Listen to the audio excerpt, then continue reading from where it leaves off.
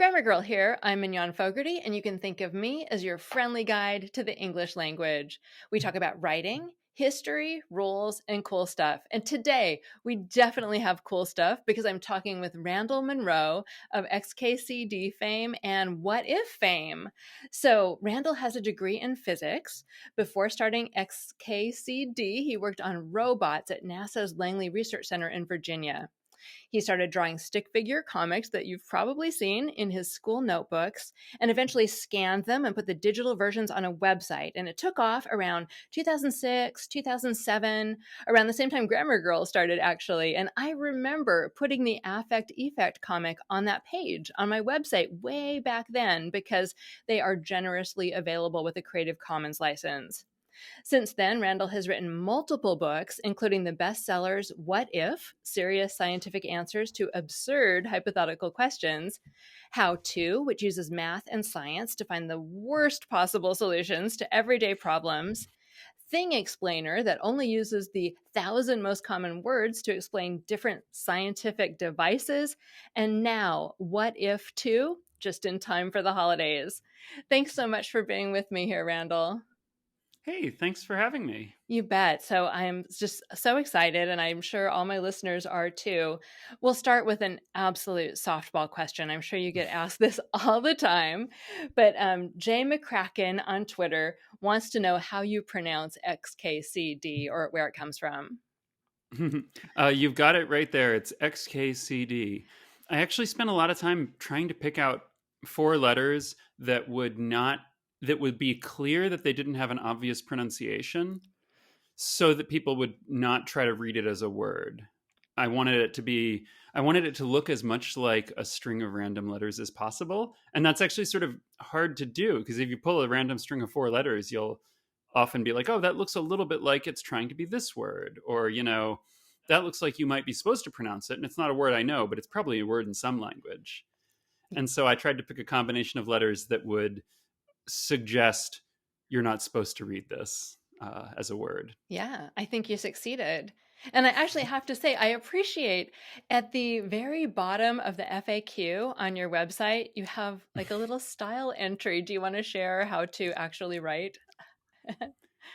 Yeah, I say the preferred version is all lowercase, but all uppercase is an acceptable alternative because sometimes, like if you're starting a sentence with it or you're using it in some publication where you're not assuming that people are going to know that it's that it's just a string of letters, sometimes they prefer to capitalize it, so that's fine too.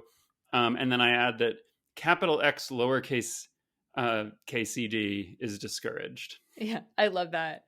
And it was helpful because I did wonder. Yeah. I mean, I like taking away the, not as much being prescriptivist about it as just trying to take away the stress from people trying to figure out how to write this unusual string. Yeah, that was perfect. And now, What If 2 answers all these wonderful science and technology questions? And I know that's kind of like your main thing because you were a technology scientist yourself, but you also have these language cartoons on your website. And I want to know, like, which ones do better on your website? Is it the tech ones or the language ones? Oh gosh, I don't know. I feel like there's some of each that seem to be popular with people. Anytime I hit on something that it's like something we've all noticed, but no one had really quite put their finger on. I think language and tech both offer a lot of subjects like that, where like little features of the world that we all interact with that are sort of annoying or confusing, but and you don't really know how to do them better or how to think about them. And so it's sometimes fun to just point those out with comics and be like, isn't it funny that English is confusing when it comes to talking this kind of sentence? And it sort of feels to me like the same thing as pointing out, isn't it funny how this operating system is confusing when you're trying to do this particular operation? It is. Like, to me, they get grouped together. They are. And that reminds me of a question Luca Ace asked on YouTube. They were wondering, They like one of your quite old comics about words that end in GRY. So it says, think of words ending in GRY. Angry and hungry are two of them. There are only 3 words in the English language. What is the third word? And, it sort of leads into the philosophy you were just talking about language. Do you want to talk a little bit about that particular cartoon and then your sort of philosophy of language? Yeah, I feel like that hits on a subject that I've come back to like over and over, throughout my life, which is like puzzles. Like I really love puzzles, and I love like playing games with words and things. But there's like a category of puzzle that that you'd encounter a lot, and I feel like a lot like in school or with from other students, where it's like a puzzle where someone has interpreted words in a surprising way, and they're trying to use it to like catch you, as if they've trapped you by saying, well, actually, if you go back and read carefully, what I said was, there are 3 words in the English language, so really the third word is language. And it's sort of like you can see what they're going for there, but that kind of thing is just like, sorry, That's okay. but that kind of thing is just like not a good way to communicate. It's like making language really adversarial and be like, all right, I've caught you in using language badly. Except like the whole point of language is to try to communicate ideas to other people. And so, choosing to interpret your words in some kind of way that makes logical sense to you but doesn't communicate ideas clearly, and then trying to use that to make it seem like other people like aren't smart or aren't good at language, like all it's doing is showing that you are using language in a weird way that's not effective. So it's like I feel like using bad communication to try to make other people feel like they're not smart, they don't understand things, is sort of a pet peeve of mine. That's great. And that reminds me, another listener asked, what is your language pet peeve? Do you have any others besides that? I don't know. There's a lot of branches of I guess prescriptivism, or people really trying to use language to watching other people for slip ups or like mistakes.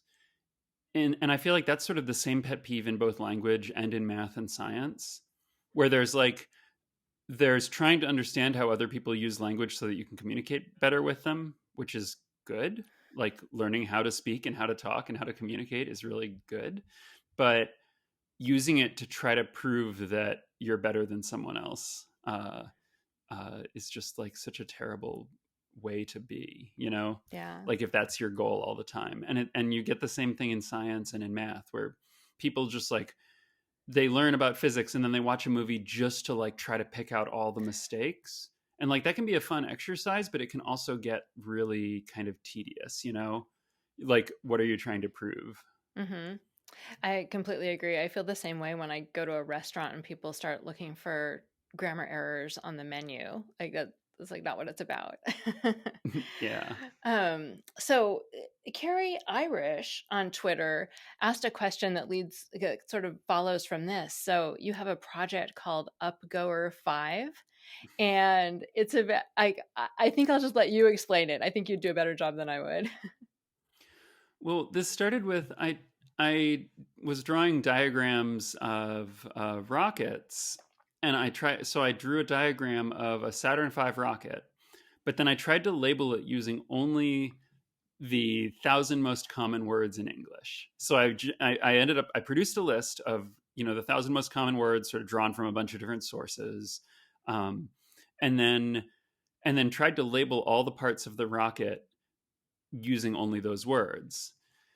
And so, instead of like liquid oxygen tank, I had to label it like, this large bag holds cold air for burning. to make it go. And then like at the bottom of the rocket where there's the engine nacelles, where I just labeled them like fire comes out here.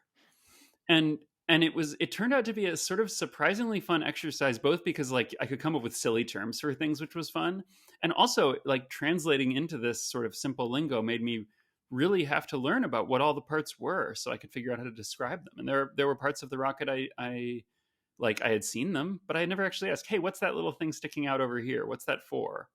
And so it turned into this really fun exercise. And after I did the Saturn V, or the Up Goer V, I was like, this was fun. I want to do other stuff. Like I want to draw diagrams of other things. And so I got a whole bunch of different, complicated objects, like a laptop, a world map, a dishwasher, the earth, and tectonic plates, and did this same exercise with them, trying to label them using only this really simplified vocabulary. Did you find that it always made the item or what you're trying to explain more understandable, or did sometimes it feel more like a barrier to communication? It was a fun mix, because in a lot of cases where the thing that I was trying to label is like a very technical thing that people wouldn't necessarily know the words for, then this exercise made it like certainly much easier to understand. Like the at the top of the rocket, there's a little thing sticking off the top that at the top of the Saturn V, right on top of the crew module, and it looks like a little like antenna or needle shaped thing, and it's called like the launch abort system. And I didn't actually know what that was until I started labeling the diagram. And I had probably seen the phrase launch abort system, so I knew it had something to do with aborting a launch, I guess, but I didn't know what it was. And so when I was labeling it, I had to learn what it did, and I called it something like, this thing makes the box holding the people go away really fast if there's a problem and everything is on fire. Which is what it does. It's this little rocket on top of the crew module that will yank the crew module to safety if the rocket starts to explode, which is very cool. But then other times it was almost more like a word puzzle, like a game, where like I would draw a really familiar object with a label. This happened especially in one of the last diagrams in this book collection I put together, was a tree of life that showed how everything is related to everything else. And so I got to come up with like different names for all of the animals. And so like, I don't know, I remember the porcupines were pointy cats. And then a few of them, it was like, it was definitely more of a puzzle. Like there was one that I had vertical stripes that I labeled store checkout horse, I think, which was a zebra. Uh-huh. And that's one where you have to think about it for a minute.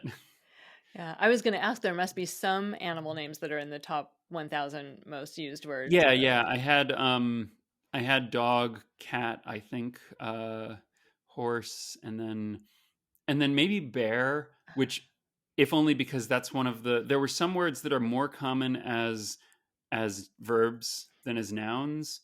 And if the meanings weren't, and like really just depending case by case, I would like consider like which version of this is the common one. Is this use in the spirit of the rule or what? Mm-hmm. But like, I think another example, there are a couple of animal examples like flies.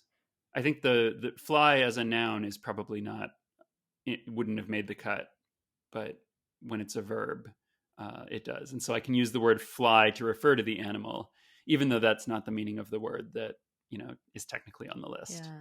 I was surprised that the word thousand wasn't on the list. Yeah. It didn't quite make the cut. So I had to say the 1,000 most common words.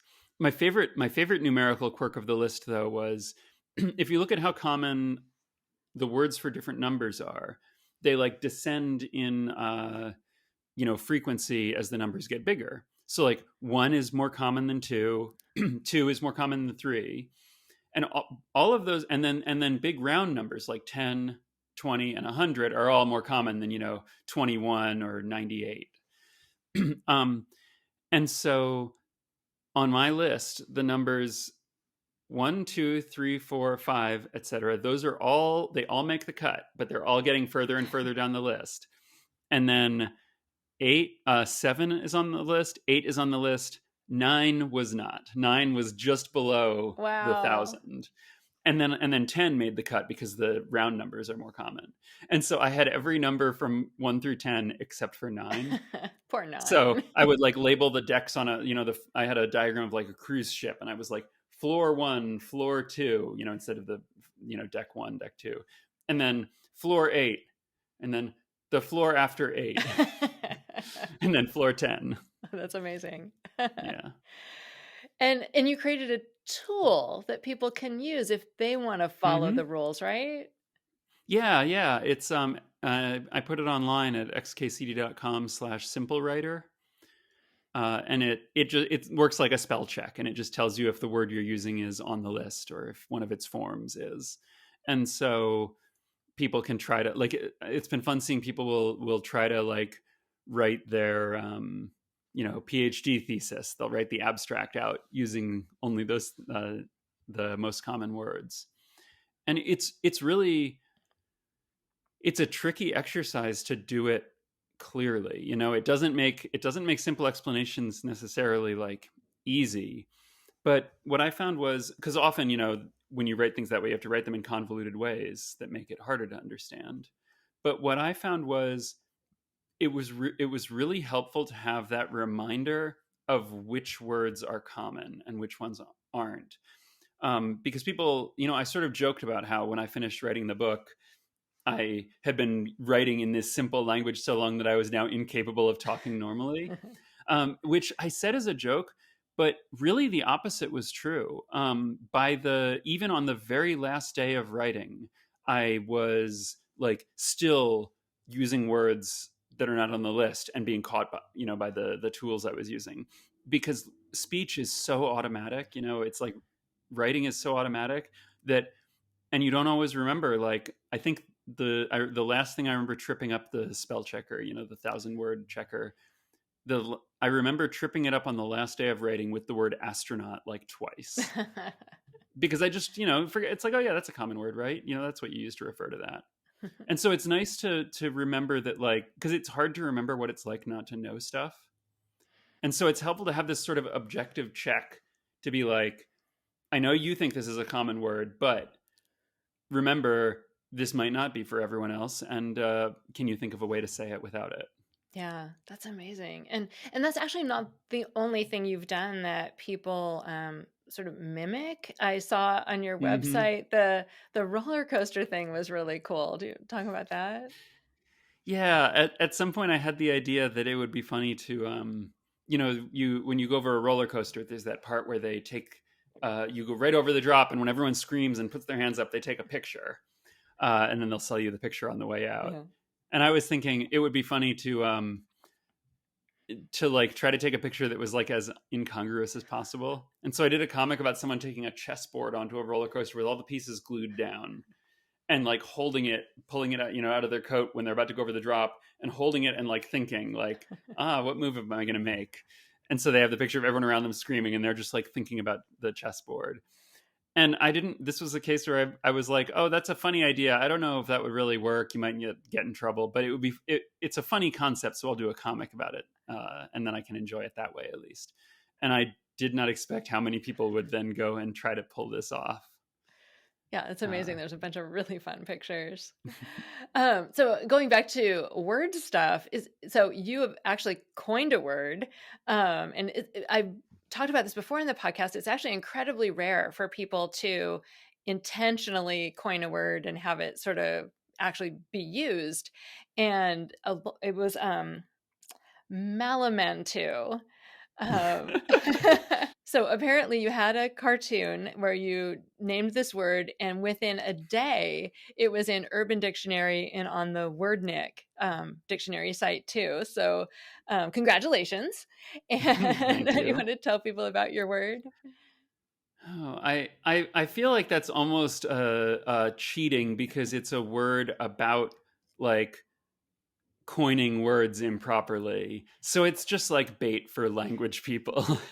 It is. You know? And so I feel like it's almost too easy, because like if you make a joke about language itself, all the people who are super into language will glom onto it. And so and then of course those are the same people who edit WordNick, and so True. yeah, and so that's almost like, I feel like fish in a barrel. The hard thing is words that are not related to language. But what I wasn't trying to coin a word. It turned into almost a little bit of a thing on Wikipedia.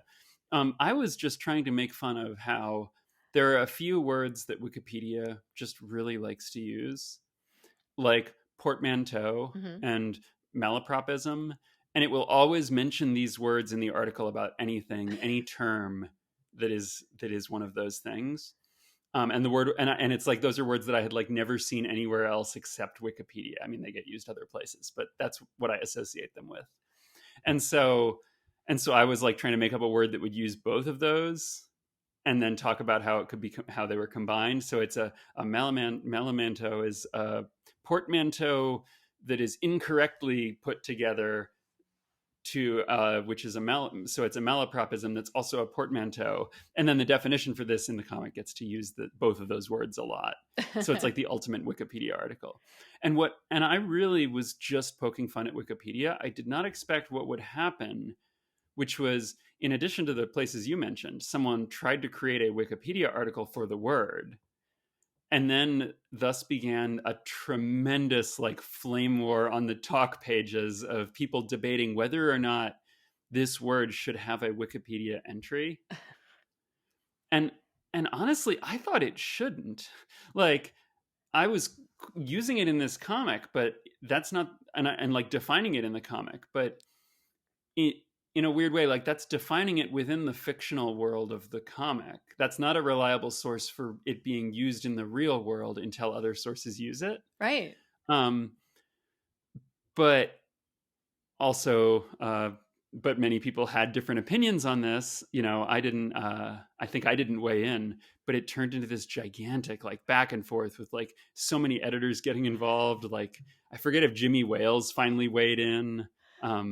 And I don't know. I really love a good Wikipedia edit war, because they're like, it's just like when you get a bunch of people who are very earnest and like trying to figure out the right way to handle something like this.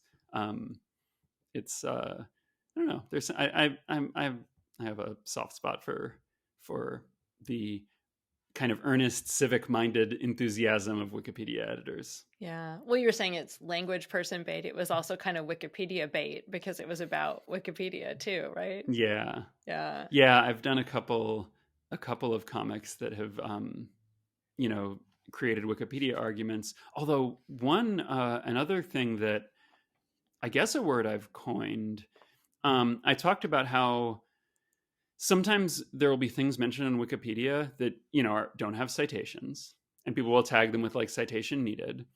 But I noticed a thing that would happen sometimes, which is that people, someone would put a fact on Wikipedia, and then like someone writing about it, a journalist who's like in a hurry and just needs background information or something, would like mention the fact in their article based on just skimming Wikipedia. But then later someone comes along in Wikipedia and is like, hey, this doesn't have a citation. And they'll Google it to find a citation, and they find that article. And then they're like, oh, here's a published source citing, backing this up. Yeah. And they'll add a citation to that source. And then once there's one reliable citation, then other sources, journalists who are being more careful will be like, oh, I found a non-Wikipedia source. So, and then they repeat it and then provide more citations. And so I did a little chart that was like how citations form. And I called this cytogenesis. But I just recently found that Wikipedia has been maintaining a list of cytogenesis incidents. Oh, that's cool. Where like they're documenting cases where this has happened, and like tracking down who was the first one to mistakenly cite Wikipedia, and then like, where are all the places it's been repeated, and sort of trying to track down these cases of Wikipedia sourced misinformation, which is also really cool. Yeah, And I had no idea that term had like made it out there and was being used to, like, the people were actually tracking down all these cases of it. cytogenesis. So that's really cool. I love that they're tracking it because it's an important problem in the information, environment. But it's really neat that they're doing that. Oh, and it reminds me, I loved in What If 2 how occasionally you had citation needed in the text. I know. I never get tired of that. I love that you can throw that in there to be like, this thing, is it really true? Who knows?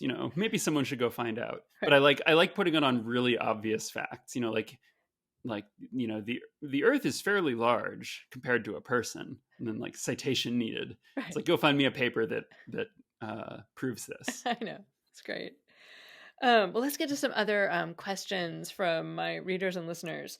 So this was a good one. Steve from Twitter wants to know what you think is the most made up sounding bit of technical jargon. Oh man, there are all these. That's a really good question. I don't know. Mm-hmm. While you're thinking, I will. One of my favorites is the X Games. I love the names of the tricks that the skateboarders and skiers do, and I imagine, like, to me the announcers sound like, that was an amazing flippity florp, Bob, what do you think of the next double Cracker Barrel? Yeah, there were a whole bunch. I was looking at a list of like tests that they use for bicycle helmets. The X Games things reminded me, and I remember all of the terms that they used for how a helmet can rotate on the head looked like terms for skateboard tricks, because it was like there was like rough grippy anvil, I think, no neck, tight strap, sticky head form, severe anvil angle. I don't know. I don't know. I do always like it when there's a term that's like for an equation or something, and it's just like so and so's weird function, and you're like, do they really just call it that? I guess they do. Okay.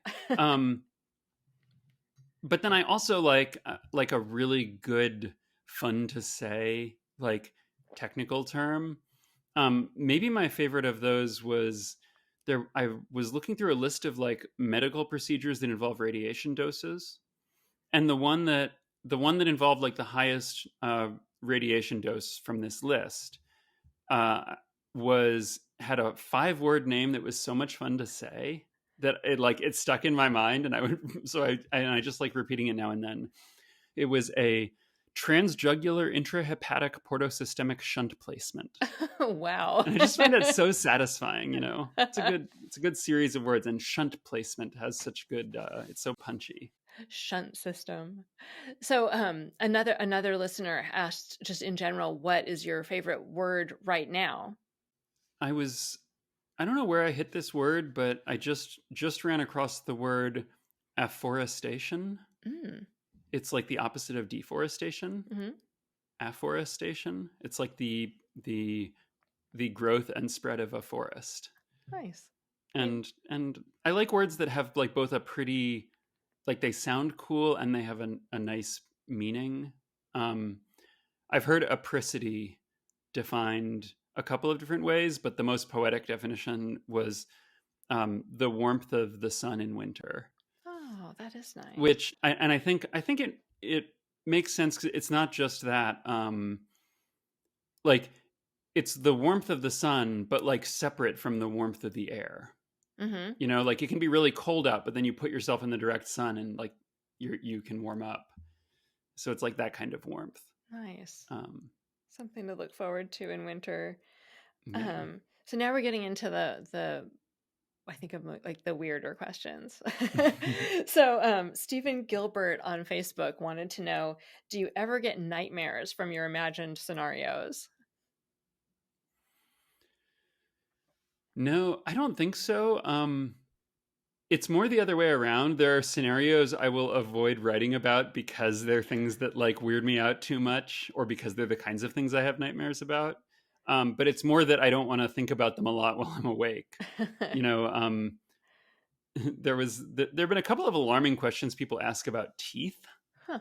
And I'm like, I cover a lot of like one of the ones that I included in There was one in the first What If that was like, could you freeze your teeth to a cold enough temperature that when you drank a cup of hot coffee, they'd shatter? Ooh. I know, right? And then in this book, someone asked, if your teeth just kept growing, and then when they got too long, they just fell out and you swallowed them or something, and then you grew new ones.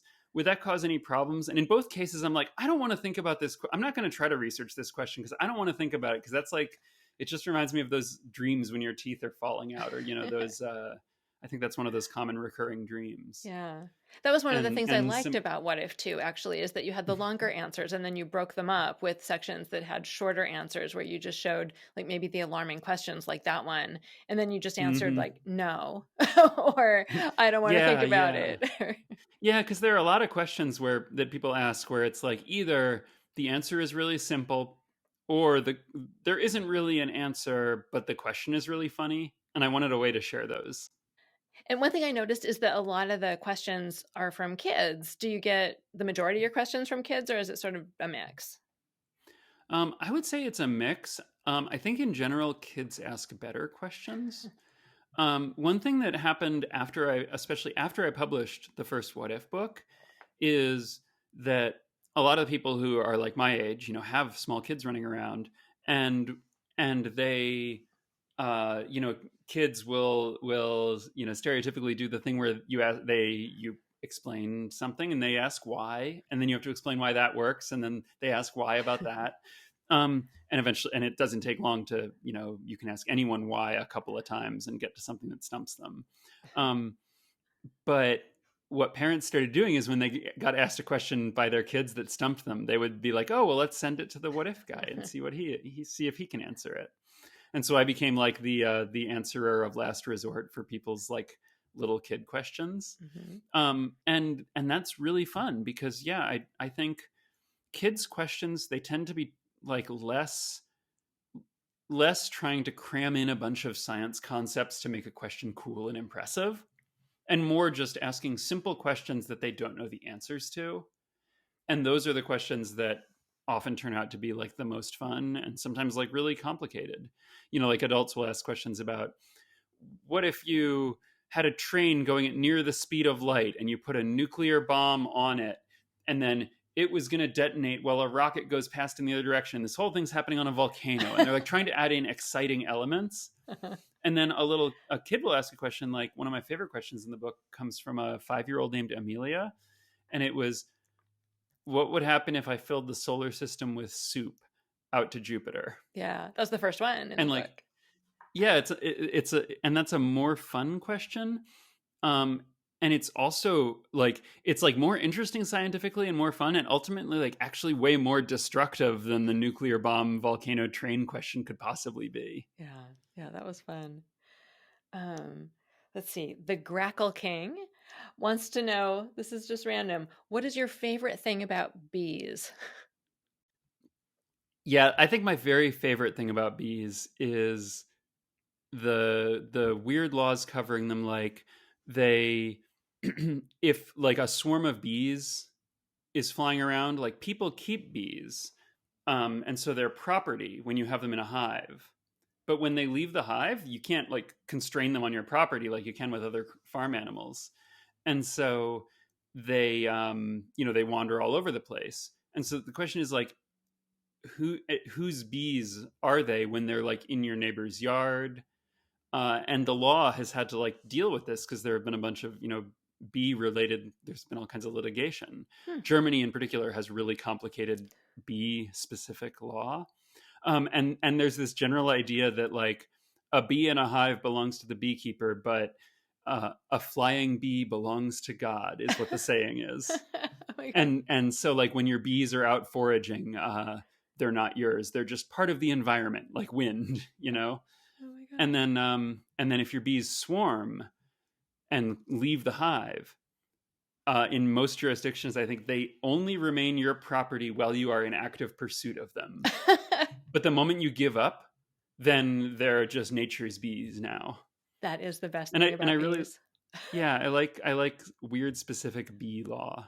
That's wild. And you had a thing about weird specific egg laws in your book too. How that made me laugh. California's egg laws.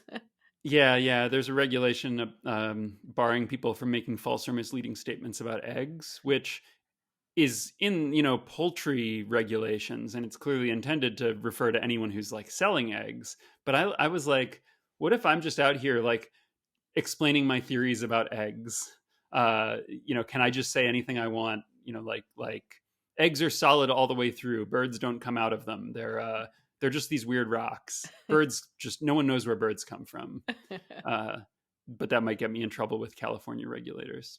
That was great. One thing I noticed that was really cool looking through your bio is that the International Astronomical Union recently named an asteroid after you. So that's like super cool. And it got me thinking, like, that's a great honor, but it made me wonder, you've done so many amazing and interesting things. What is the thing you've done that you're actually most proud of? Gosh, I don't know. I don't know. That feels like reflect on your successes. Which one's the best? I'm And I'm like, sorry oh if you don't man, want to I answer don't it. like. That's fine. No, there was a comic I did that I spent like 2 years on. That was a history of Earth's temperature over time. And as you scrolled down the map, it showed like how things have warmed up from the ice ages until now, from the last glacial maximum until the present. Because people talk about how when you talk about climate change, they say, well, the climate has changed before. And that's true. And I wanted to sort of illustrate what that change looked like and how the current change is really different. And so I spent forever on this trying to figure out the best way to show it, and ended up making this graph that when you scroll down it, you see the temperature slowly creeping up as like human history goes by. And then at the very end, you see the current warming, which is a real sharp departure. And I did this comic, and I got help from scientists. I went over all the details. I went through the research, because I wanted to get it right, because it's such an important topic. And then I was really gratified by the number of people, like the amount that it got shared around. It ended up being one of my most viewed things I've ever made, and I felt so happy that it was something that I was like getting across an important message that that got shared around so much. That's And hearing from people who are like, oh whoa, I did not realize this, because that's what I was going for. That's wonderful. Oh, that's great. Well, the new book is called What If 2. And, I think my dad would actually love it. He doesn't watch my show, so I'm going to get it for him for Christmas. And Perfect. Don't no not, one tell. not ruining the Yeah. surprise here. Just between you and me and all your listeners. That's right. So, if you like this interview, go get What If 2 for yourself or a friend or family member. And, Randall, where would you like people to go to, follow you in the future? Oh, well, I mean, my website is xkcd.com, and then I'm on various social media platforms as xkcd, which it's a little bit annoying to remember, but also it's very short, easy to type, and it's the same everywhere. That's great. Well, thanks so much for being here with me today. Oh, thank you. No, it was great chatting with you.